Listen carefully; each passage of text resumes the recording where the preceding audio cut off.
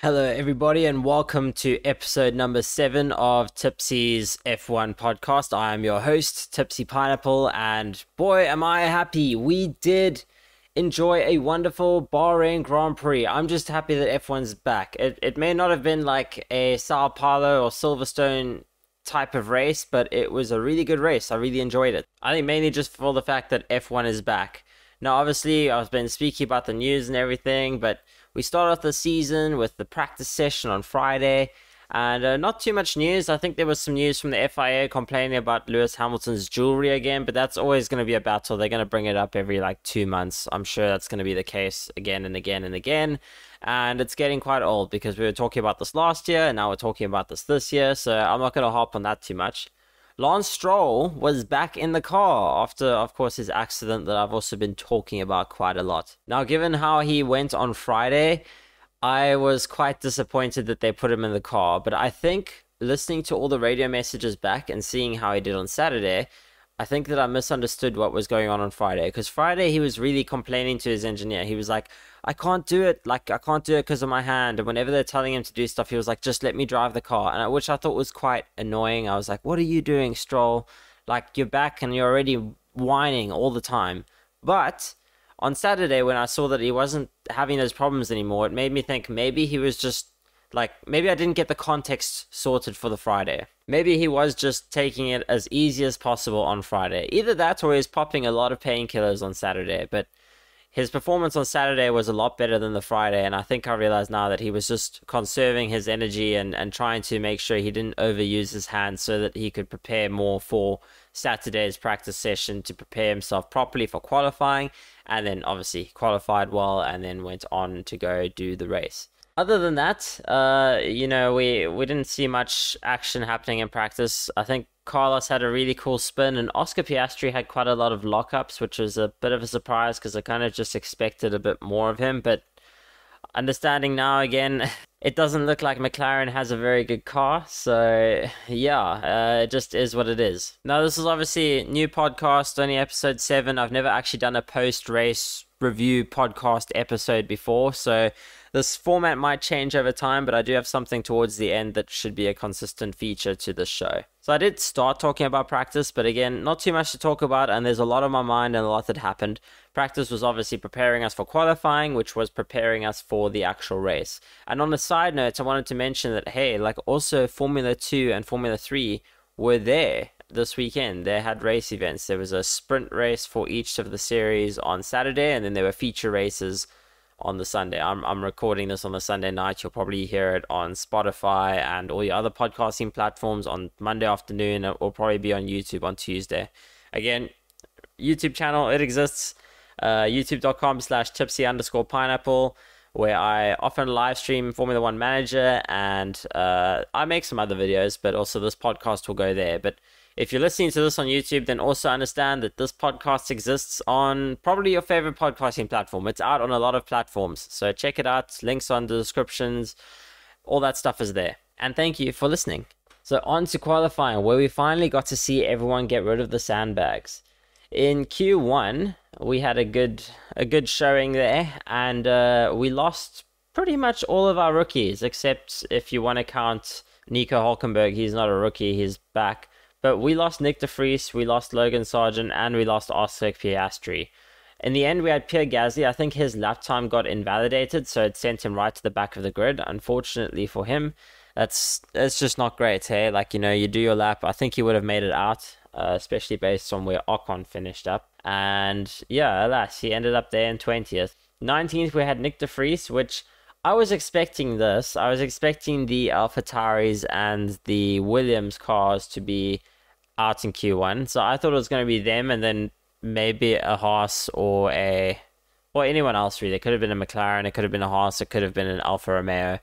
Any one of those rests. So Gasly was a real surprise. Nick de Vries was not too much of a surprise for me. I thought he would at least beat the Williams though. Oscar Piastri was maybe of those things. If we had both Williams and AlphaTauri in there, I thought Oscar Piastri might qualify 16th and not make it through to Q2, but yeah, he qualified 18th and didn't make it through.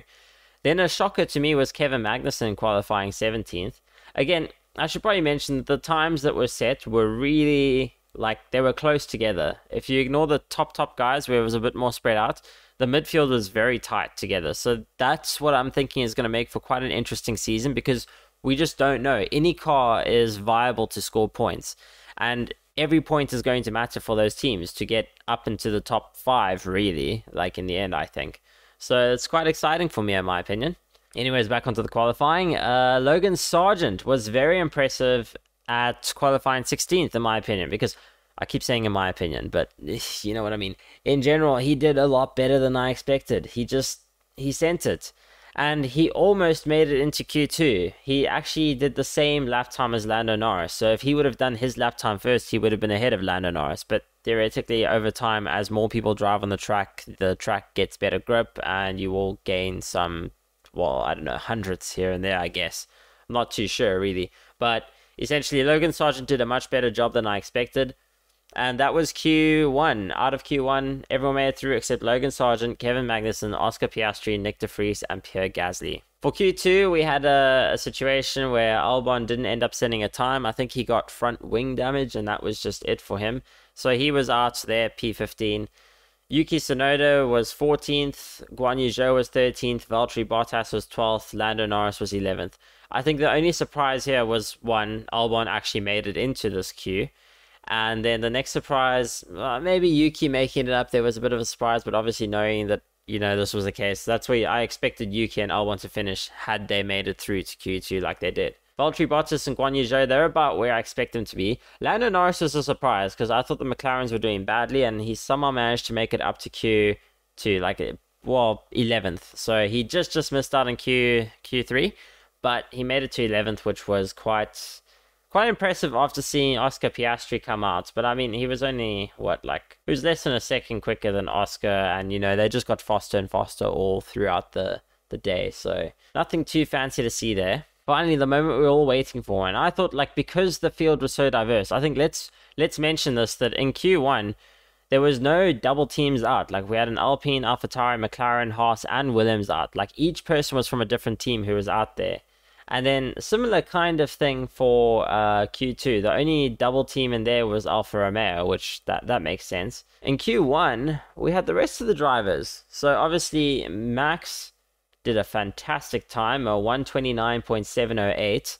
That is a good second faster than last year's best time from himself, from Leclerc, I think. So the Red Bulls are much quicker than last year. It was insane. Then we had Sergio Perez also breaking the 130s, and then Charles Leclerc was a 130 flat. After that, we had Sainz, Alonso.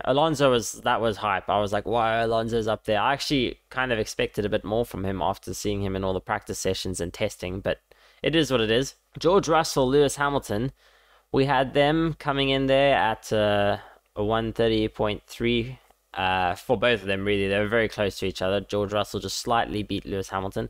Then Lance Stroll, I was impressed that he was able to keep up with the Mercedes, almost. Well, he wasn't quite there. He was a good half a second off of them. But he managed to put his car there in 8th. He got through all the qualifying sessions to get all the way there.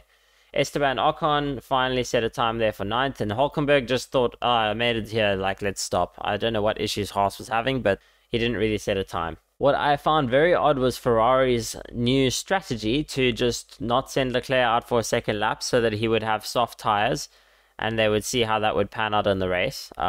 Spoiler, it was a good idea for what they did, because I don't think he would have qualified any better. And then obviously in the race, his car near the end just called it quits, and that was Charles Leclerc out of the race. So that was quite unfortunate. But yeah, on to the race weekend. Well, obviously it's the race weekend. On to the actual Sunday race. I want to start this off by saying the drivers should have definitely watched the other races throughout the weekend by the F2 and F3 guys, because this is what would have saved Ocon's bacon, because Ocon had a terrible race. I don't know if you remember, he basically got a 5-second penalty. I'll explain that in a second. And then in serving his 5-second penalty, he ended up not, one of his engineers basically touched his car 0.4 of a second too quickly. And this unfortunate thing led to him getting a 10-second penalty for not serving his 5-second penalty properly. Again, not really his fault. And then he was caught speeding in the pit lane, which threw him another 5-second penalty. So he ended up having to serve a 15-second penalty, which was very unfortunate for poor Ocon. And it led to him basically DNFing because I think they were just like, okay, let's save the engine. I think it's been unlucky with just procedures for Alpine in general, because Pierre Gasly also got like a €100 fine for speeding in the pit lane. The pit lane speed limit is 80 kilometers per hour. Pierre Gasly went 80.6 kilometers per hour. Not 86, 80.6. He was just slightly over the speed limit, and they gave him a €100 fine for that. Obviously, if that happened in the race, they would have probably given him a 5-second penalty. But it happened in qualifying, so you don't really get much of an advantage from that. So they didn't give him any penalties. They just gave him a fine because you went over the speed limit, so you get a fine. But yeah, what a race. The start was insane. Like, it really looked like people were going to crash into each other at the start. It was just a wild start. It wasn't like my F1 Manager games where all the cars go off in uniform lines. They were actually, like, people are getting good starts. The Ferraris had some good starts, but just the way they all handled that first corner, everyone squeezing each other out, it just didn't go amazingly. At turn 4, we had Stroll kind of tag the back of Alonso, and we had Alonso saying, "Who hit me? Like, we need to investigate that. Fight them. Attack." And I think the radio guys were just like, "Oh, we don't know who did it. Just don't worry about it. Keep racing." Unfortunately, that knocked Fernando Alonso behind the Mercedes because of that little shunt.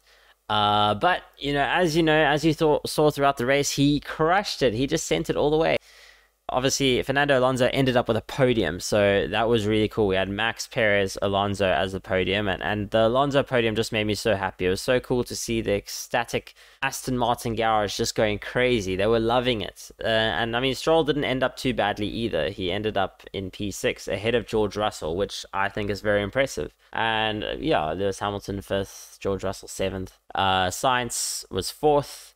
And obviously poor Leclerc DNF because of some sort of mechanical failure or electrical failure. I don't know what it really was, but yeah, it is what it is. Other DNFs were mechanical failures for Oscar Piastri, so McLaren's not looking good because Lando Norris was also having some issues, but he managed to finish the race. He just had to pit stop like 7 times. I don't know how many it was in the end. It was at least 4 pit stops that he had to take. It might have been 5, maybe even 6. I don't know. 7 was a joke.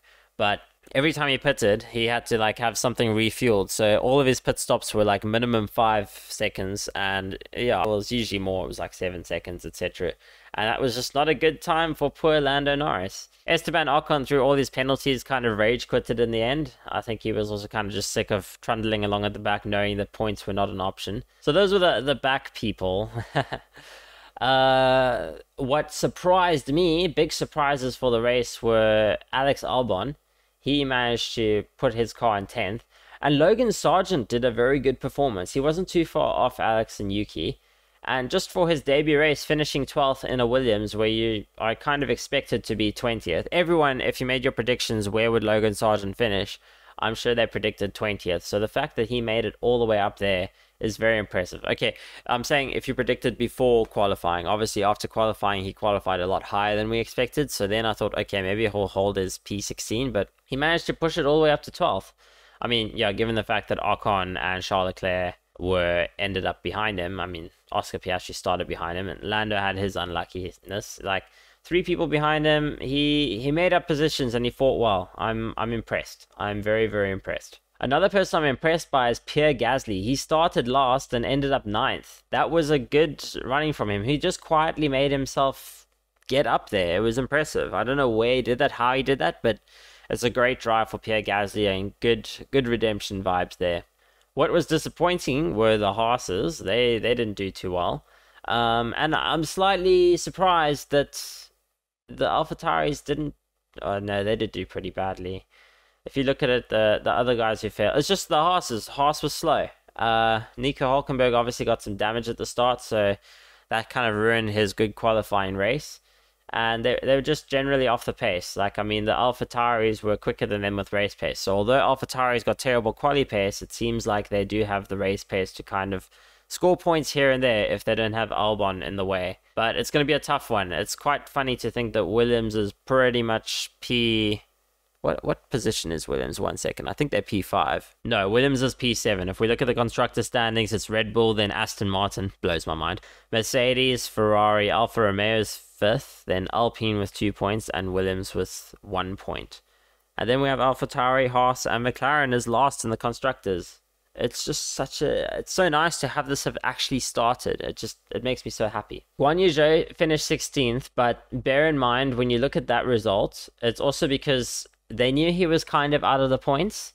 So what they decided to do is pit him and take the fastest lap off Gasly so that Bottas would end off with, well, in general, Alfa Romeo would have more points. Like, if he's going to fight Gasly, if he can't get a point himself, the least he can do is take a point off someone. So he pitted early, or pitted at the end, to try go for a fastest lap, which he successfully did. So that gives me a lot of points towards Guan Yu Zhou. So overall, very good race. It was just cool. I mean, driver of the day went to Alonso. I loved it. I thought it was great. I thought Alonso did a fantastic job. And I thought Stroll did a pretty good job too. You know, aside from that mistake of kind of bumping Alonso, which was more like a racing incident, just Stroll was going in and Alonso curved back really quickly. It was a very unique situation. I definitely think Alonso's not in the wrong, but I don't think you can blame Stroll too much for that one. It is just an unfortunate racing incident. I was kind of surprised that George wasn't able to catch Stroll or beat Stroll. I mean, there was no strategy issues there.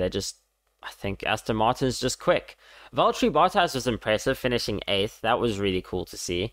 He just also had a pretty quiet race where he just did a solid. He is pretty much best of the rest. I'm not going to count Aston Martin as the rest anymore because they're competitive, and Mercedes is still kind of competitive as well. Like, seeing an Aston Martin or a Mercedes or a Ferrari on the podium, or Red Bull obviously, is not a surprise. But seeing anyone else that's not one of those top 4 teams is a surprise.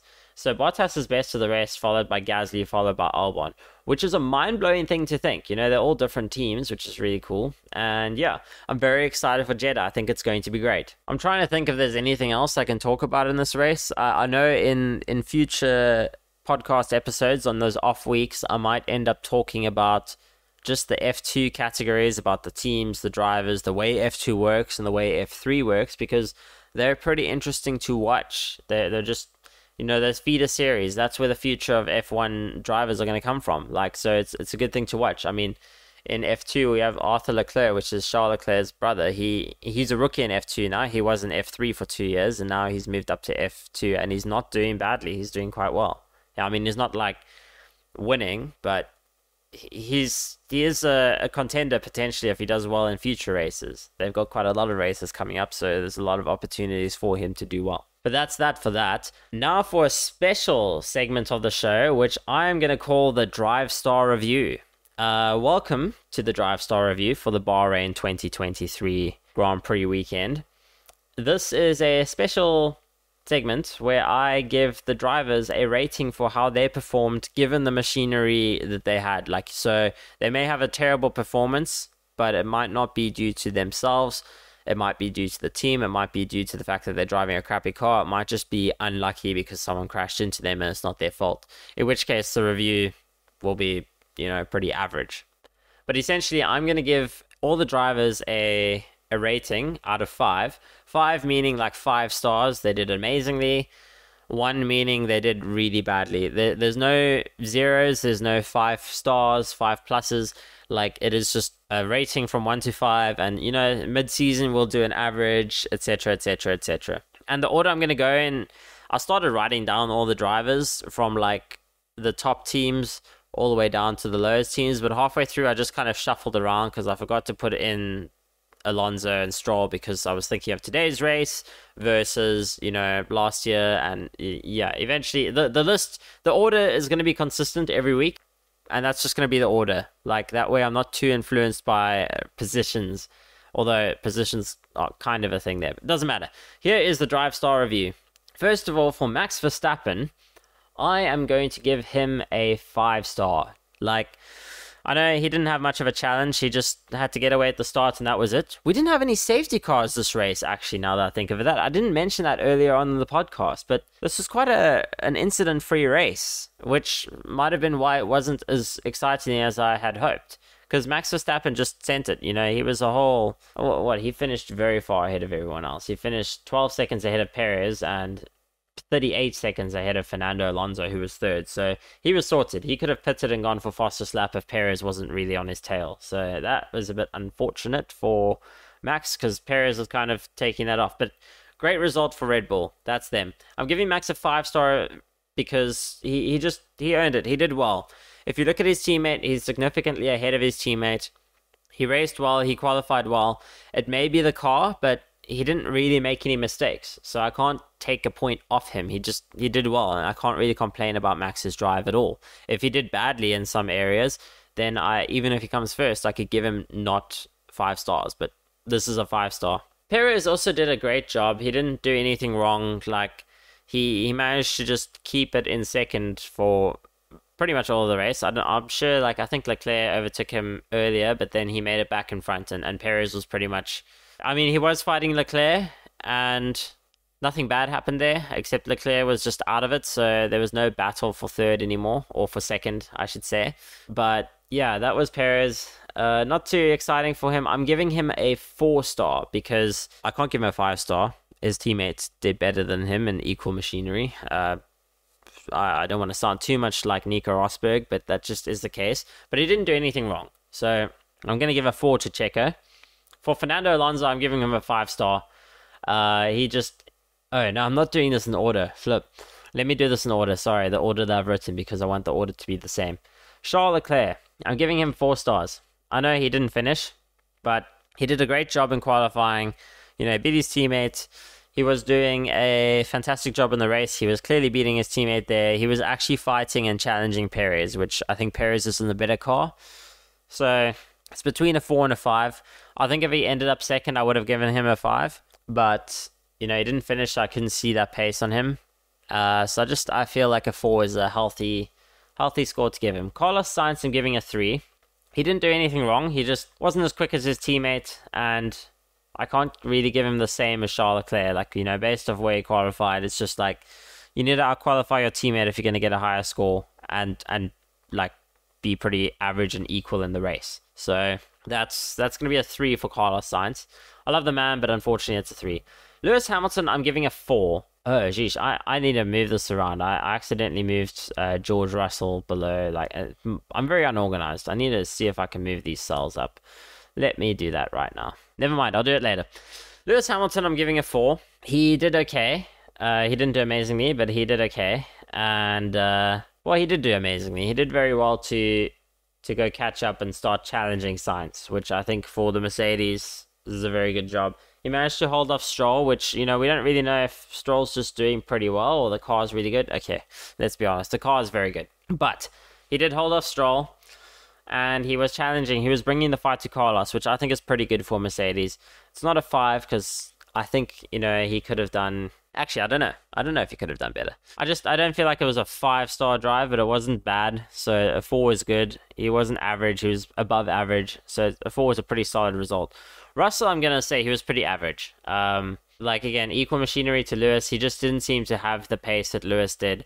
So I'm giving him a 3. He qualified ahead of Lewis. I think that's the reason I couldn't give Lewis a 5. Russell did qualify slightly ahead of Lewis, but they were pretty much on pace with each other. But Russell couldn't translate his qualifying to the race. Lewis was clearly stronger in the race, and that was just that. Lance Stroll, I'm going to give him a 4. This was a tough one for me. Obviously, I can't give him a 5 because of that mistake of him crashing into the back of Alonso. And it would be a bit unfair to give him a 5, given Alonso's phenomenal performance. But I also don't want to give him a 3, just because, he came in, he didn't do testing. He wasn't able to practice properly on Friday. Then in qualifying, he did well. He was just behind the Mercedes. Okay, he was a good half a second off, but he made himself get to Q3, which is, I think, the job he needed to do for qualifying there. And then he got ahead of Ocon and Hülkenberg in the qualifying, so he did well there. And in the race, the fact that he managed to beat Russell, that's what I think gives him a 4. He did a really good job there, bringing the challenge to Russell when I didn't think he would beat Russell in the end. So well done to Stroll.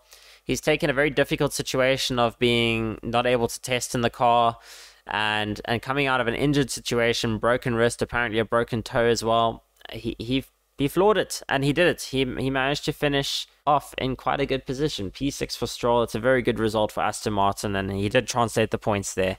So it's a 4 for Stroll. When it comes to Esteban Ocon, he's next. I'm giving him a 2. I know most of the penalties were not his fault.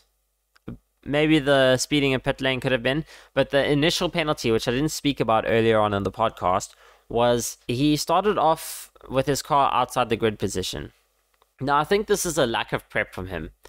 I think Esteban Ocon didn't watch any of the Formula 2 and Formula 3 races, which I think is something worthwhile watching because I think you can learn a lot from those races on the same track that you'll be racing in later that weekend and day. And if you look at the races in Formula 2 and Formula 3, lots of people were getting penalties for starting with a car outside of the box. Like their wheels slightly not aligned on the box. They should have known this. Like, I think I heard Ocon on the radio saying, like, we've never been in trouble for this before. Why are they doing this now? It's like, it doesn't matter, dude. Like, you've been able to see everyone else this weekend get in trouble. So many cars in both the sprint races and the feature races in Formula 2 and Formula 3 were getting in trouble for the same thing. And you made a rookie error by parking wrong at the starting grid. And that bit you in the butt, and hopefully you learn from it and you don't do it again. So I'm very disappointed in Ocon there. He didn't do anything terrible. Like, that's a slight mistake, but the mistake could have been avoided, and that's why I don't want to give him an average drive. He threw away points, because, I mean, his teammate was able to start from the back and go score 9th. I'm sure that Ocon would have easily beaten Bottas. He would have been 8th. He might have even been bringing a challenge to Russell. There's a chance for that. Like, I don't know how much of the chance was there, but he threw away some good points today by making that mistake. So I'm going to give him a 2. Not a 1. I think a 1 would be too harsh because he didn't make a drastic mistake. It's just he got very unlucky with those little things.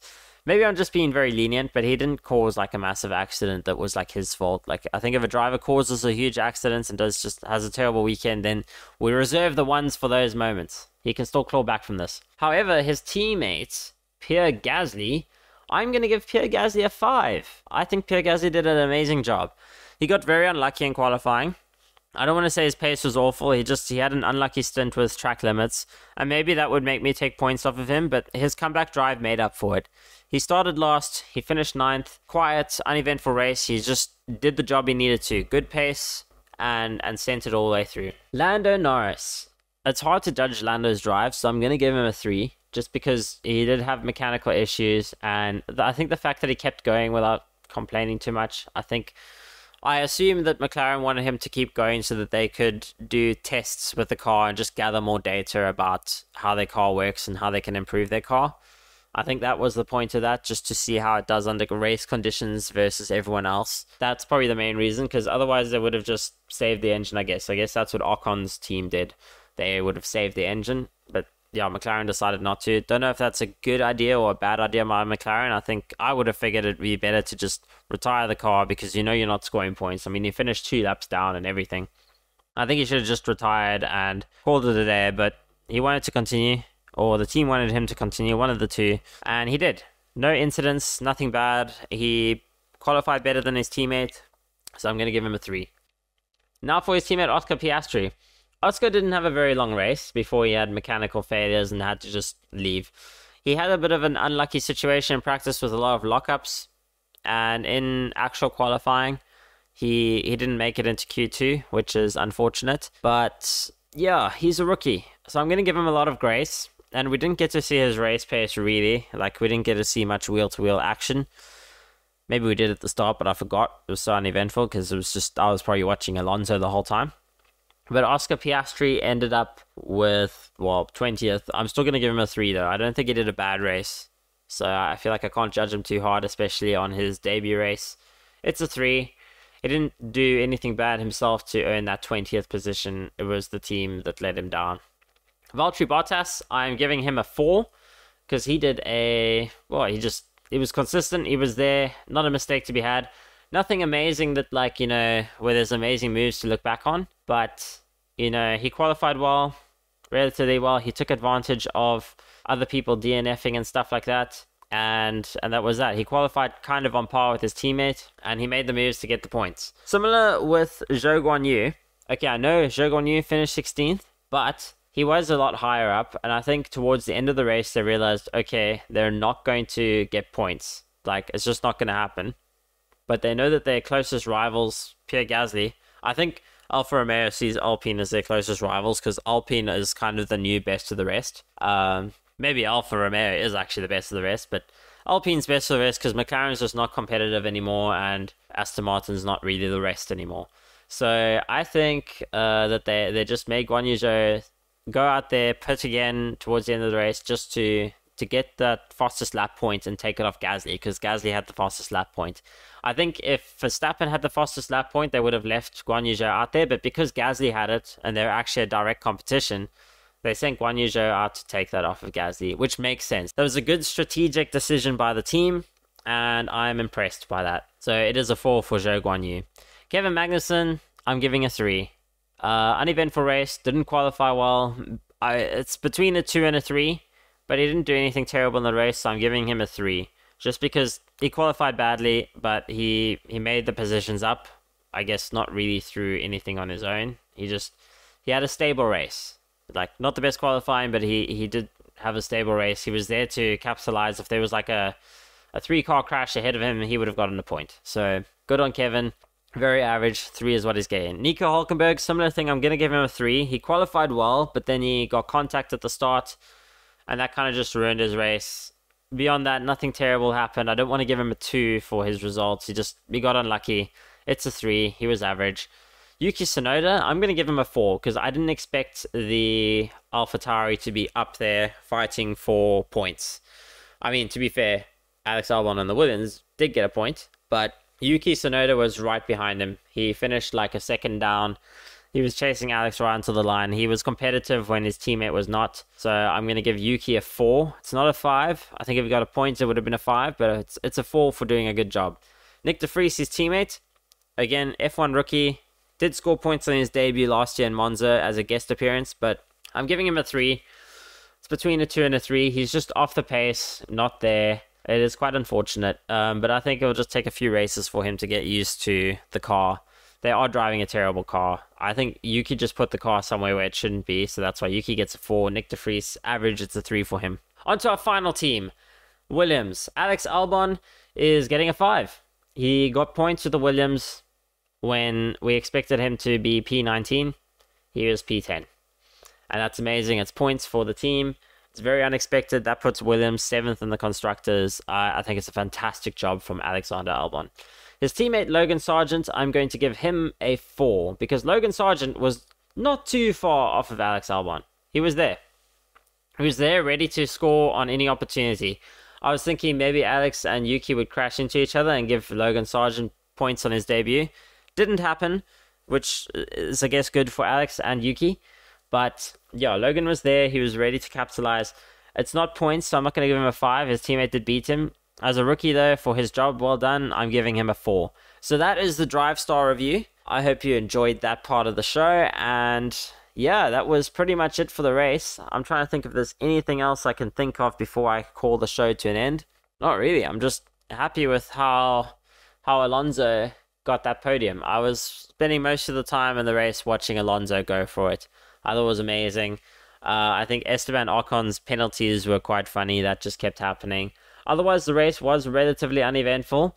I think this is the main thing I want to say about the race, is Max Verstappen, although Max Verstappen is winning, the whole second place, well, maybe third place, like, best of the rest, we have a fight between Charles Leclerc, Carlos Sainz, Alonso, Lewis Hamilton, and pretty much George Russell, maybe even Lance Stroll, for that P3 position in the driver's standings, which I think this makes Formula One very interesting. I'm sure when people watched during the Hamilton domination era, they supported the midfield, and that's what made the season interesting. So as long as you look at the season in a way where it's not like Max is dominating, Max is winning, this is the way to go. Well, if you're a Max fan, then cool, enjoy the fact that Max is winning. But if you're finding the sport to be boring, stop looking at who's winning and look at those surprise podiums, like who's getting those podium spots, and treat a podium as a win. If you look at a podium as a win, or for those bottom teams like Williams and AlphaTauri or Alfa Romeo and McLaren, if you look at them getting points, then the race suddenly becomes a lot more interesting.